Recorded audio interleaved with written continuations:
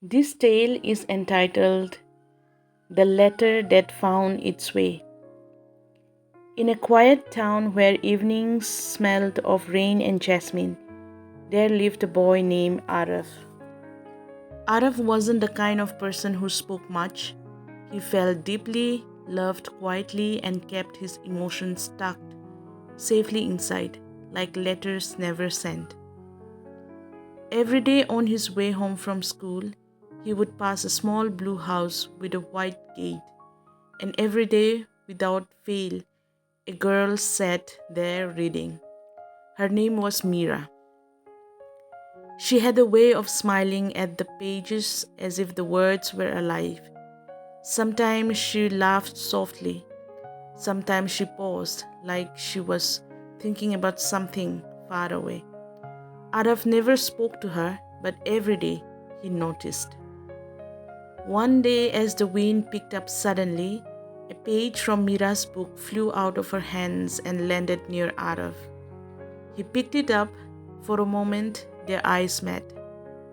"Thank you," she said, her voice soft like the rustling of leaves. Araf nodded, unable to speak, and handed it back. That was it. No long conversations, no dramatic moment, just a small beginning. That night, Araf did something unusual.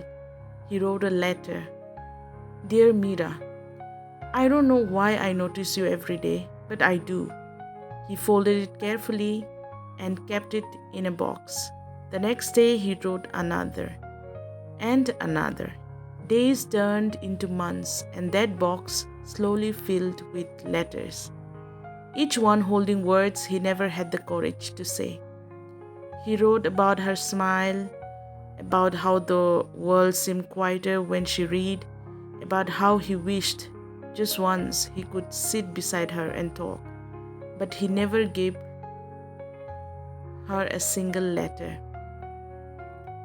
One evening, the sky grew heavy and rain poured down suddenly.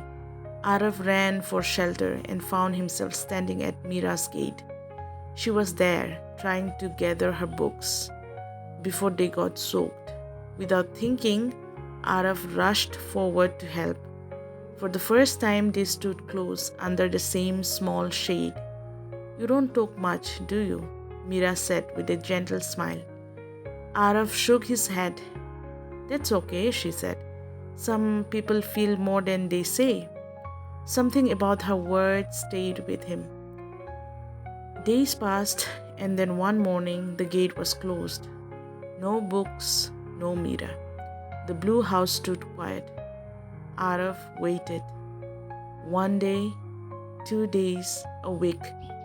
Finally, he gathered the courage to ask a neighbor. "They moved away," the man said. "Her father got transferred." Just like that, she was gone. That night, Araf opened his box of letters, hundreds of words never spoken.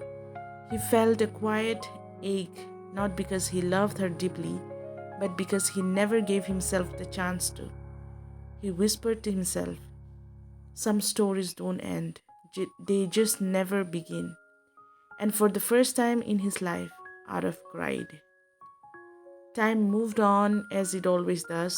Araf grew older, became a writer, and learned to express what he once couldn't. One day, he was invited to speak at a small book event in another city.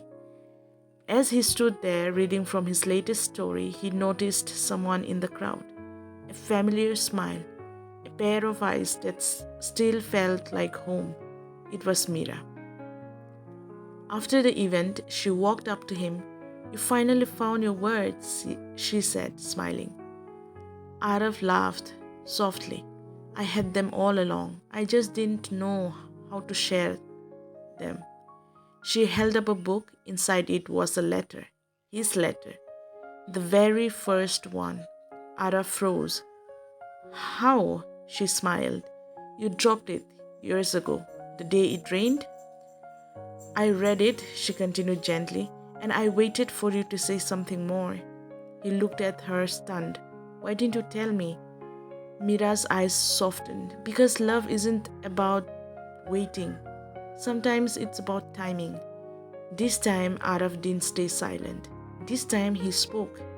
Not perfectly, not poetically, but honestly. And that was enough. Because some love stories don't need grand beginnings, they just need a second chance. Moral: love is not just about feeling, it's about expressing. Silence can protect your heart, but it can also keep it lonely. The right moment may pass, but courage can bring a new one. Happy listening, everyone.